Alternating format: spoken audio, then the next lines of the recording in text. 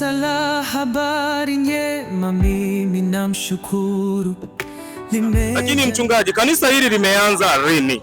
Kanisa hili limeanza mwaka 2008. Ndio, mwaka 2008. Na ni kwa namna gani kanisa hili linakuwa?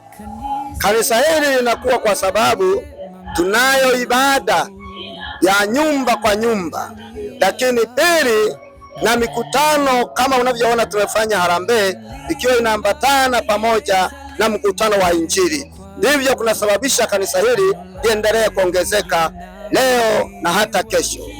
Mchungaji, narudi tena kwako. Mlianza mkiwa na jengo au mlianza kwenye mahema?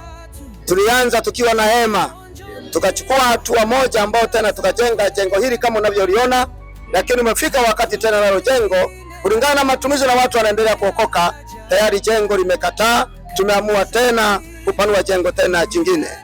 Na namna gani watu wamepata mwitikio wa tukio la leo kufanya harambee ya kuchangia nyumba ya Bwana? Kwa unavyoona mwitikio uko vipi mchungaji? Mwitikio ninaouona, tayari tulikuwa tunaalika wageni kutoka Kahama, Sengerema pamoja na Geita, Katoro. Tayari tulioalika, mwitikio kwa kweli upo. Tunachokiendea kwa sasa ni utekelezaji na ufanisi sasa wa lile tukio, lakini tunaona ni kama iko vizuri sana, mambo yatakuwa mazuri, tafanikiwa. Ndugu msikilizaji na mtazamaji wa Habari Njema, kanisa la Habari Njema TV kutokea hapa mjini Geita. Yalikuwa ni mahojiano na mchungaji wa eneo hili Habari Njema Rwamgasa.